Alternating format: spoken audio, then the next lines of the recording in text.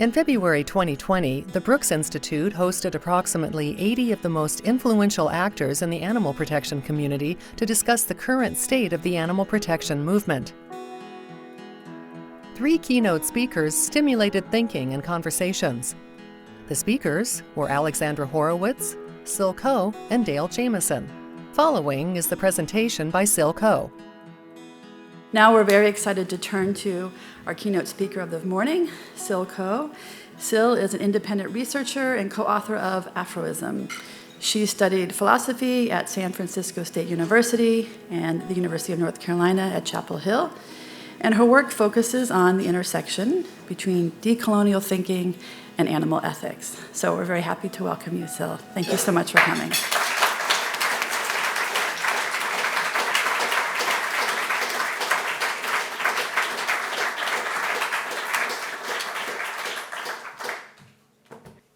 Hi.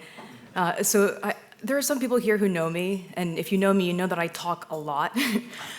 So I'm going to try to not do that. And also, my PowerPoint, I'm going to kind of have to zoom through it because I always think I can get through lots of information in a short amount of time, and I can't. And I think I don't know, I think all philosophers kind of do that. Like, we just want to keep talking and talking. So I'm going to try to avoid that. So my talk today is on a view that me and my sister developed at first. We came up with it first in 2012, and we coined it Black Veganism in 2015. I initially brought up the view, and I was doing my PhD at UNC Chapel Hill, which was, Jeff, you're here. So Jeff Sebo, I think he was here sort of during that time. It was a really stressful time for me because I went into the program initially to study metaphysics and epistemology and the history of science. That was my original field.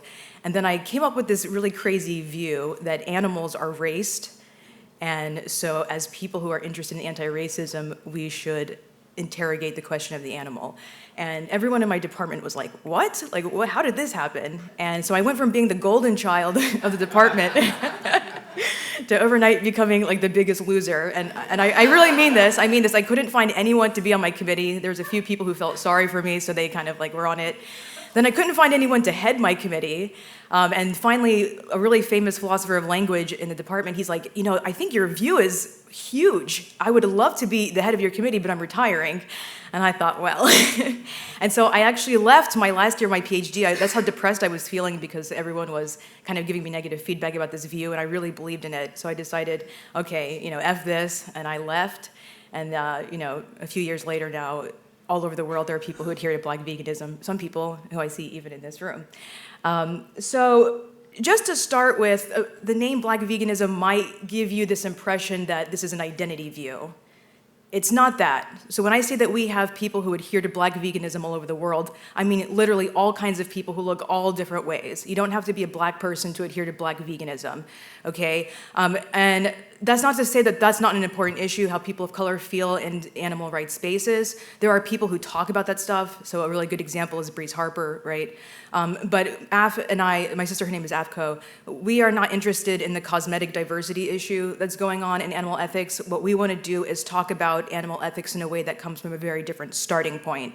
And so I can't think of a better thing to talk about at a conference like this, where the theme is, bigger thinking to affect a change for the benefit of animals. This is one good example, because what Af and I do is we use critical race studies and we use other kinds of studies that involve race to contribute to the question about what are our obligations to non-human animals. So hopefully for the Brooks Institute, you have all of these really great advisors coming from all these different fields. I'm hoping that you consider looking at people who are doing race studies, because I think you can really find a huge contribution from there. So as an overview, I just told you what Black veganism sort of was, right? So I'm going to talk a little bit more about that. Then I'm going to go into a philosophical debate, because that's where this view comes from. There's a really big debate for those of you who know about Peter Singer. Raise your hand if you've heard of Peter Singer. Okay, I have to do this sometimes. Okay, so I don't talk too much about him. So there's a really big debate that he started. There are lots of really bad responses to his view. There's one really good response to the view, one that I agree with, but I think they kind of miss something because they don't consider race. And then this is where Black veganism is born. And then I'm going to conclude by talking a little bit why I think this idea is an important one. Oh, wait, how do I go backwards? Oh, there we go. Okay, so what is Black veganism? If Black veganism isn't a bunch of Black people giving high fives, eating salads together, right? What is it? So all it is this. It's an animal ethic is generated from within the anti-racist commitment. Okay, so if you've never heard of Black veganism before, you might be squinting right now and wondering, like, what does anti-racism have to do with having an animal ethic, right? And so this is a really radical proposition because if you think about the grounds for animal ethics, it's always the same, right? We look at something about actual non-human animals, right? Some fact, so it's going to be a capacity, a property, a trait, a feature, whatever, right? We might disagree about what that thing is going to be, but that's what we do. We look at actual non-human animals, and then we try to argue that this should press on us in some way such that we feel an obligation toward them. And how it's going to press on us, there's a debate about that. What that principle is going to be that we're going to follow, we're going to debate about that. But if you look at the big picture, it's always the same kind of move. We're taking something about actual non-human animals, facts, usually that come from empirical research, and then we think this is supposed to inform us morally, okay? Black veganism is revolutionary because we develop an animal ethic without looking at anything about actual non-human animals. So regardless of what the research tells us, regardless of what science changes about our judgments about animals, it's not going to affect what we think are our moral obligations to animals, okay? Because our ground is not coming from empirical research. Our ground is coming from an anti-racist commitment. And again, if you have never heard of this before and you're like squinting and you're like, what is this? That's how you should be feeling right now. That's fine, okay? And I'm going to skip all of this because I don't want to spend too much time talking about just the intro stuff. And so what is this debate that informs Black veganism? And it's this. Some people say, should being human be morally relevant? I'm asking, well, is being human morally relevant? Okay, so this is a really big debate. If you've never heard of this debate before, I can give you a good example, okay? You're in a burning building, okay? There's a human in the building. There's a cat in the building, or a dog, or a rat, whatever, right? You have to save one of them, and you can only save one of them. Who do you choose? And with the exception of a few people, if you go to the street, if we all go right now as a group and we go start doing some experimental philosophy and we ask people this question, a lot of people are going to say, well, I would save the human. And if you ask them, why would you save the human and not the cat? They would give you this look, right? They would say, it's a human, right? There is no further need for justification. being a human is the justification in and of itself, okay? And so what this debate revolves around is this a warranted kind of move that we can make? And usually, I think a lot of animal advocates say no, right? These people are being irrational. You need to have a justification, blah, blah, blah, right? So it starts in the 70s, right? Peter Singer, the guy I mentioned before, he wrote a really good book called Animal Liberation, and a lot of people don't realize this. He pretty much framed the entire animal advocacy movement. So even though I don't think he argues for animal rights specifically, he framed the narrative of the movement. So yesterday, Alexandra, I don't know where you are, or if you're here, oh yeah, did a wonderful job talking about storytelling and the stories that we inherit from like science. So for instance, that humans are superior, animals are inferior, and we filtered the facts that we get through that kind of story. There's also another thing that's going on, which is there's a story that we tell ourselves in the animal advocacy movement. There's a narrative we tell ourselves, and we are stuck in that narrative, okay? And this is going to be really important for understanding Black veganism, that this is about changing how we as animal advocates think about animals. So I want to look at the standard narrative that we usually tell, and this comes from Peter Singer, and this is not an attack on Peter Singer. Peter Singer is one of my favorite philosophers, and I think what he's done for the movement is completely phenomenal. So this is not an attack on him, but this is just to show you what is the standard narrative. So Peter Singer, this is from a wonderful paper called Unsanctifying Human Life. He makes the argument that we all know, right? So In case you haven't ever heard of this argument, what he does is he uses racism and sexism as a template for understanding what's happening to animals. And because of that, it's beautiful, because most people understand that racism is bad, even if we disagree about what racism is. Most people agree that sexism is bad, even if we disagree on what sexism is. And so if you agree that those two are bad, you're going to see that there's something kind of wrong going on with the animal case, right? So with racism, he says, look, in racism, what's going on is we make race relevant in situations where race ought to be arbitrary. That doesn't mean that race is never relevant. We just mean in racism, it's never relevant morally, right? So I can give you an example where race is going to be relevant. I go to the doctor, and my friend goes to the doctor.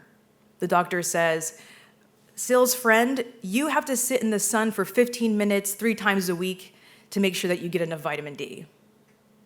Then he says, Syl, you have to sit in the sun 30 minutes 3 times a week to get enough vitamin D.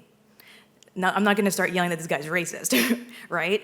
It matters that I have more melanin in my skin in that situation, right? Because my ability to absorb vitamin D from the sun is affected by my melanin amount, or my melanin quantity compared to my friend, okay? Let me give you another example.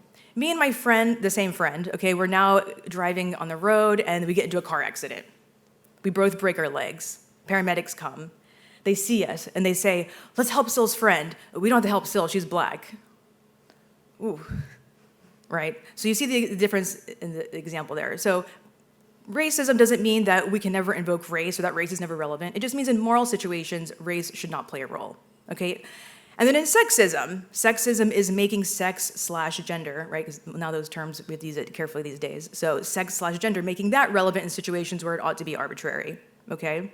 And then Singer is just going to argue, well, speciesism is making species relevant in situations where it ought to be arbitrary. In some cases, it matters that something's a pig. In other cases, it shouldn't matter that something's a pig. So for instance, such as feeling pain. Being a pig doesn't affect your ability to suffer, for instance, right? And so since mostly everyone has heard of Peter Singer here, I hope I don't have to dwell too much on explaining that view. And so this is where we get speciesism from.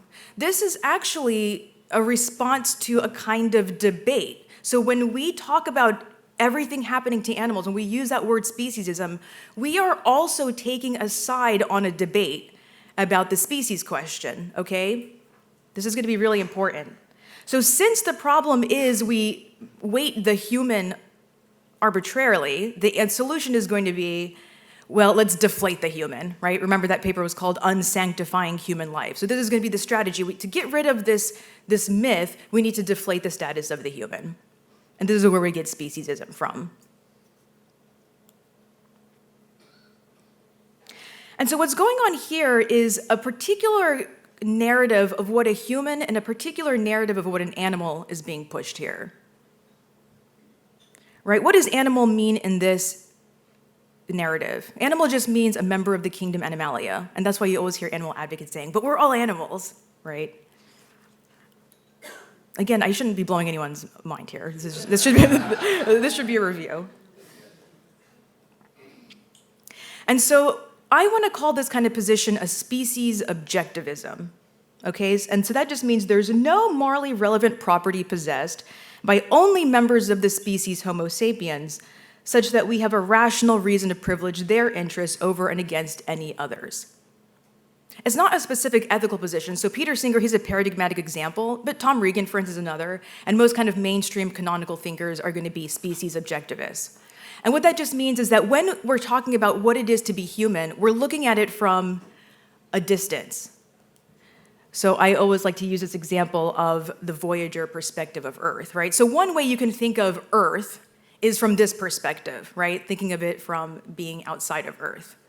And so species objectivism is doing something like that when we talk about being human and whether or not it's morally relevant. What we're doing is we're taking this kind of objective perspective on being human and saying, look, if you line up a human being with any other animal, you're not going to see anything about the human that's going to stand out in a morally relevant way such that we should treat it differently.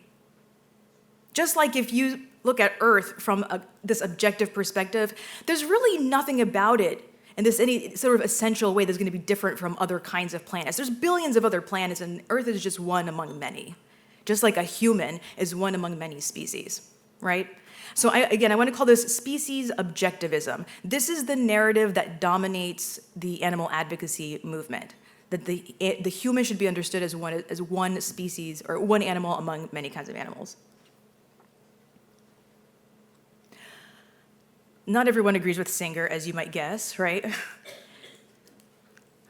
So there's a lot of bad responses to Singer, right? Trying to defend this idea that humans are important and special and blah, blah, blah. But there's one strand of the debate, this critique is really interesting, and it's, actually these people don't all consider themselves one group. So I'm gonna be talking about Cora Diamond, Bernard Williams, and Doug McLean, who they are not people who all work together or anything. They come from very different traditions. But they disagree with Singer pretty much in the same way, okay? And let's look at it, and it's worth reading this whole thing. So this is from Cora Diamond if you've never read Cora Diamond, when you go home, stop whatever you're doing and go read something by her. This mind is unbelievable. So she says this: the difference between human beings and animals is not to be discovered by studies of Washoe or the activities of dolphins. It is not that sort of study or ethology or evolutionary theory that is going to tell us the difference between us and animals. The difference is, as I have suggested, a central concept for human life. People appeal to scientific evidence to show that the difference is not as deep as we think. But all that such evidence can show, or show directly, is that the differences are less sharp than we think. In the case of the difference between animals and people, it is clear that we form the idea of this difference. We create the concept of the difference, knowing perfectly well the overwhelmingly obvious similarities.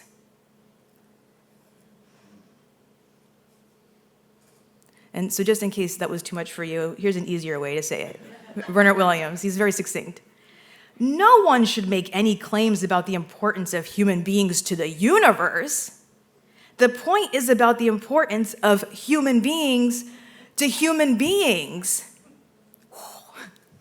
Nice, right? When I read that, I was like, actually, this is a really good book too. I'm always recommending books. I recommend this entire book.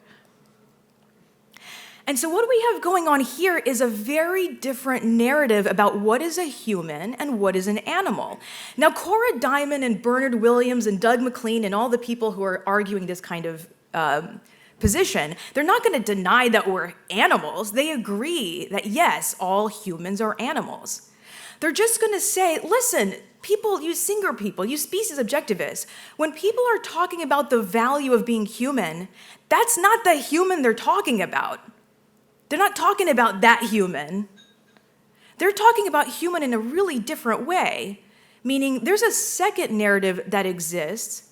There's a second conception of human and animal, which is not biological, okay? And this is going to be what I'm going to call this a different kind of view called species subjectivism.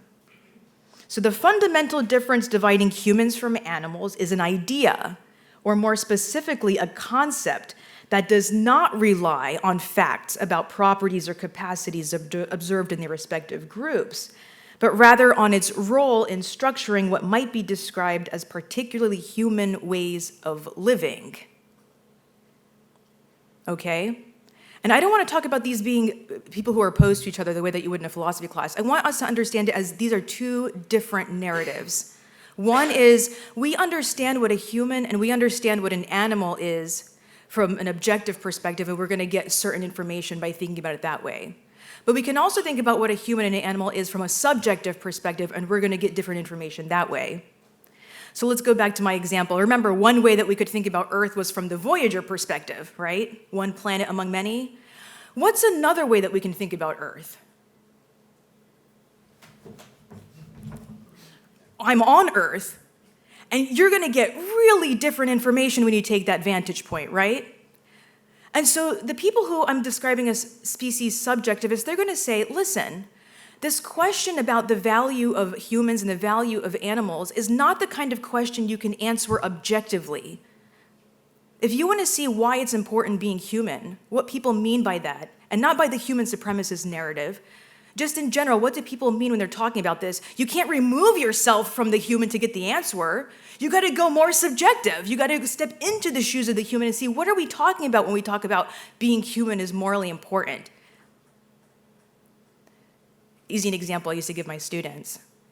You just got a new job. You got to figure out how to get there. You have two choices. You can look at the Voyager image of Earth, or you can look at Google Maps. What are you going to look at? And that's kind of the point Cora Diamond and Doug McLean and Bernard Williams want to make, that we're looking in the wrong place for the answer to this really important question. And in fact, maybe this question wouldn't even arise if we never stepped away from ourselves objectively. And so there's a really good example that highlights this, because this is a notoriously difficult position. And even when I was in one of the best philosophy programs, and half the professors there didn't even get the view. They're just like, I don't understand what this person is saying. So this example usually works with my students. Think of something like a pet. Okay, so I had a cat named Squash who died 3 years ago. To this day, destroyed by this. This is how close I was to this cat. And I treated Squash in a way that I did not treat anybody, okay? Like Squash had health insurance, I didn't have health insurance. Squash had every kind of toy you could imagine. Squash had the best food. I did everything for this cat. Now, I also foster animals. I go to shelters and help out there. I like animals in general, but I didn't treat any animal the way that I treated Squash. Now, if we're looking at the species objectivist view, the only explanation for why this is happening is because there's something about Squash. He has some kind of property or feature or something that no other cat has, and it's that I'm responding to. Now, as much as I love Squash was like any other orange tabby, to be honest, right? So that's not the explanation. There wasn't something objectively about Squash that I was picking out. Why did I treat Squash that way? They're going to say the answer is simple. You call it your pet, right? By calling something your pet, you're thereby acknowledging that there's a certain way of interacting with this being. There's certain obligations that I have to this being that I don't have to any other animal, though that doesn't mean I can treat any other animal the way that I want, right? Here's an easier example. I also use this with students because it's about sex and they start to pay attention more. I go to the bar. I see a pretty lady. I do my Syl show. Okay? We start talking. Oh, crap. 30 minutes later, I find out this is my half-sister. That's possible. My father was very busy, okay? All of a sudden, she went from being this person that I had this very strong sexual desire for to being this person I don't really have that strong sexual desire for. What just happened there? Did she change her makeup or something? Did she change her hair? Does she look different? Is there something objectively about her, some property change that now I'm suddenly responding to her differently? No, what just happened? I just changed the concept that I was viewing her under. She went from being hot stranger at the bar to family. And that shows you that the power of concepts here, right? That the concept contains the parameters for how we think we ought to interact with beings. And that's all I'm going to say about the debate. It's still going. It's one of my favorite things to read, but that's all you need to know for Black veganism.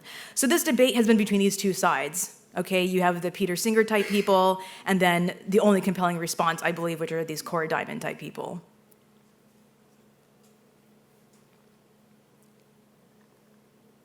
We have a problem, though. These are real examples. I didn't make these up. So, in 2015, some texts were recovered from phones of police officers, and one of them read, "It's not against the law to put an animal down." Number 2, we've all heard this one. We're human too. Third one, a whole bunch of crimes that were committed in Los Angeles in the 1990s were never investigated. Why? Because they were classified as NHI, which stands for No humans involved. Does anyone see a problem here? I mean, with respect to the debate that we were just discussing. We're using human-animal language here, but there are no animals involved. And there's bad treatment involved.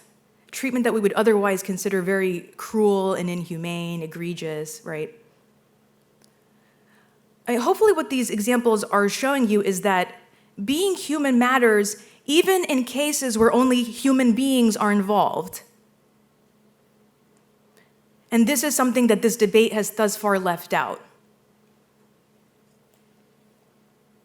So one question is, why is this left out of the debate? Why are these race considerations, the way that we use human and animal and race discussions, why is this left out of this debate?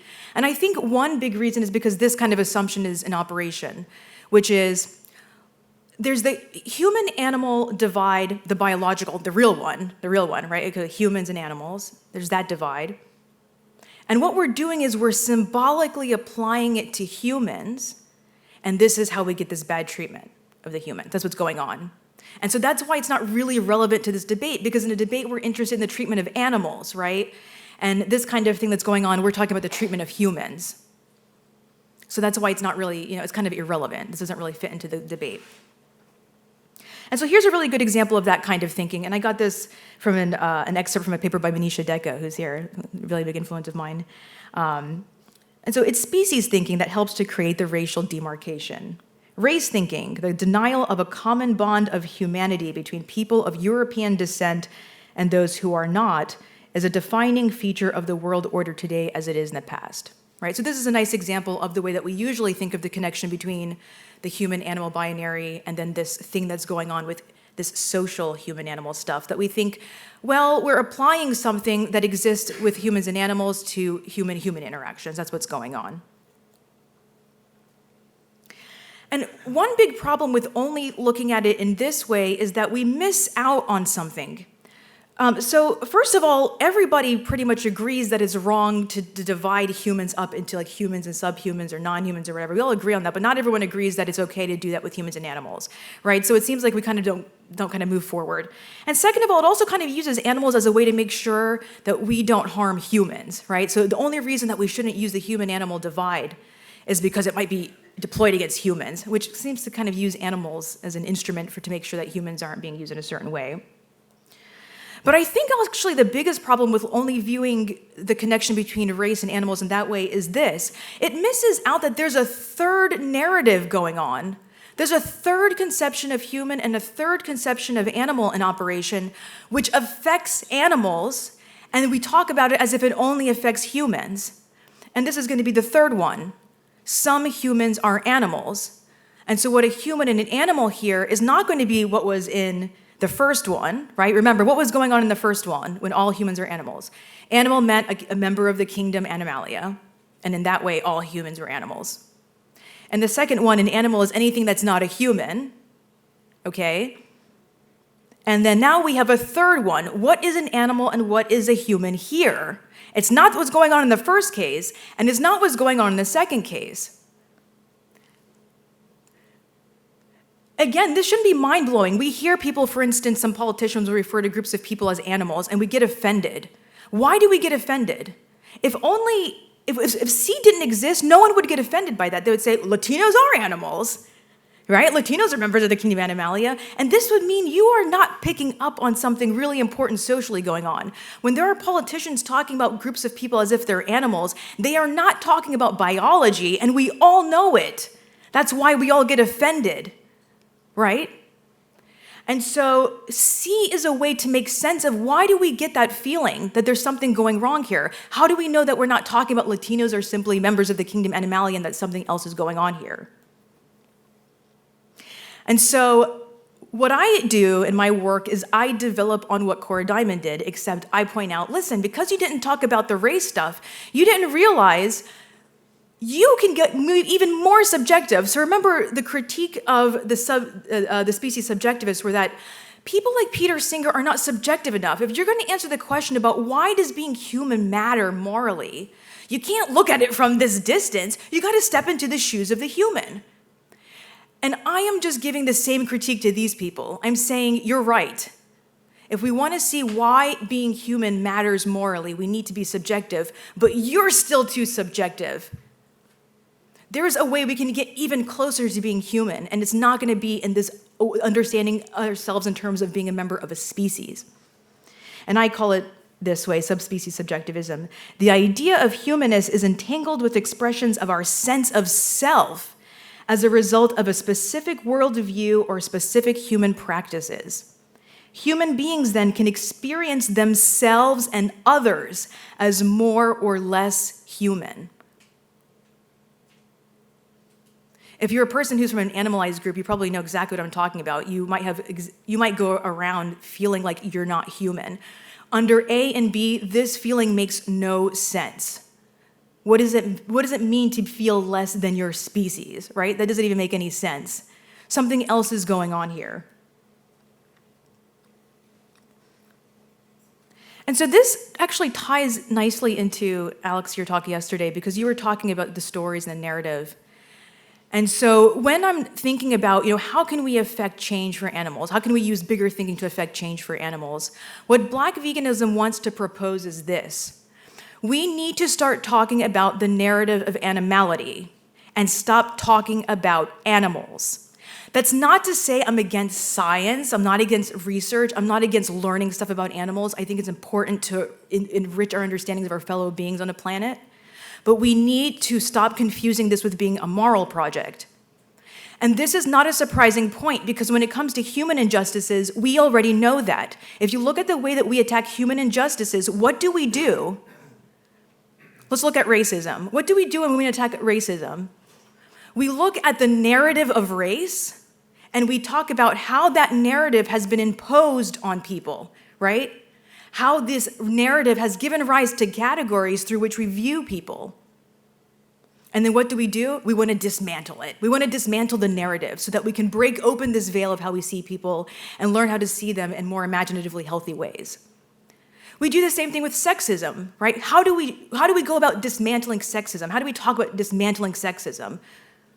We look at the narrative of gender, and we talk about how gender, this narrative, gave rise to categories like man and woman, and how we view beings through these categories, and how this dictates our behaviors to them, and even how we think about ourselves. And the way we're going to dismantle that, well, we got to break apart this narrative so that we can break that veil and learn how to see each other in imaginatively new and healthy ways. But when it comes to injustice with animals, we don't do this. What do?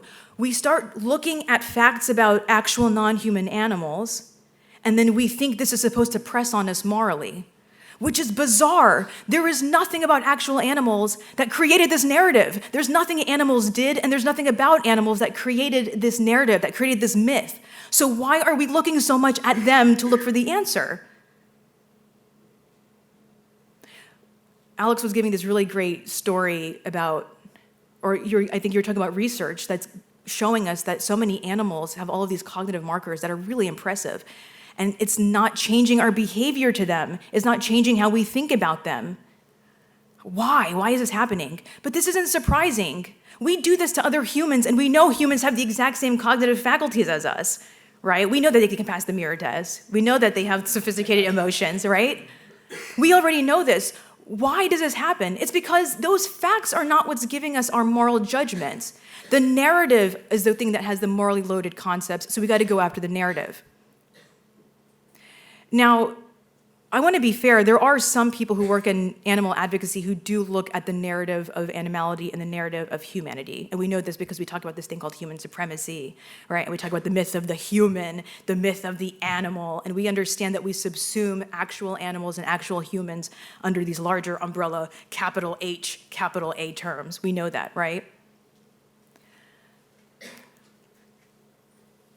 But this is, again, where Black veganism is going to step in and say, that's not the narrative of humanity and animality. That's about 2% of the narrative of humanity and animality. Does anyone know what the first philosophical debate was in the New World? You can raise your hand if you know it. Does anyone know what the very first philosophical debate was in the New World? It actually had to be settled with a trial, which is funny because philosophical debates aren't settled by trials, I wish. The first debate was whether indigenous people were humans. And again, this is not a biological question. People were having sex with, the Westerners were having sex with indigenous people. They were forming relationships with indigenous people. Indigenous people, actually, if you read Columbus's journals, which there's only excerpts that remain, but I'm obsessed with them. It's the most fascinating thing I've ever read. Beautiful and horrifying at the same time. The very first, I think, day that they would arrive somewhere, the indigenous people were so clever, they could figure out how to communicate with them and show them how to get to different islands to go get gold. Right? So there wasn't the debate wasn't about whether there are species. When they were having this debate, they were talking about something else. We see the creation of a new kind of understanding of what a human is, and subsequently a new understanding of what an animal is. And so people who are doing this work in animal studies or talking about the myth of the animal and the myth of the human, and they completely neglect to talk about the last 528 years. In the last 528 years, there was a pivot in what a human is and what an animal is. That these were race terms. And so if we want to be effective animal advocates, how in the hell are we going to talk about the narrative of animality and leave out 500 years of that narrative? And so I think this makes sense of how people feel, the people out on the street, when we go to them and we start talking about human supremacy, man, and they always have the same kind of answer. They're like, yeah, but there's humans who are subjugating other humans. And we respond by talking about, oh, that's speciesism or blah, blah, blah. And it's like we don't get what they're saying. They're saying something like this. They're saying, even most humans aren't humans, man. What is this human supremacy you're talking about? So we have to nuance our understanding of the narrative a little bit here. And so the argument of Black veganism is that the concept of human and the concept of animal understood racially inform how we think about non-human animals. When we're talking about a human-animal binary, we're not talking about actual material humans, all of us in this room, and then actual material animals, right? Squash and all the rest. That doesn't even make sense. What does it mean for beings to be materially opposite? If I'm standing next to a chicken, how am I opposite to the chicken? I don't know what that means, right? These are ideas that are opposites. In the same way that a man and a woman are opposites in idea, or black and white, the races, are opposites in idea. And human and animal are opposites in idea. And what's constituting those ideas? My argument is that there's going to be a lot of racial content.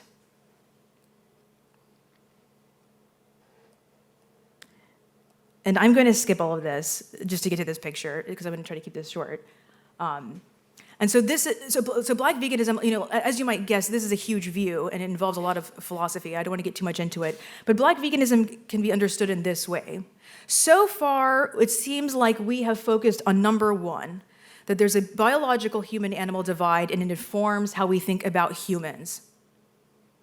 Black veganism is arguing, and it goes the other way around too, the social human-animal divide, which was created in the 16th century, has informed and shaped our ideas, our moral attitudes about non-human animals as well.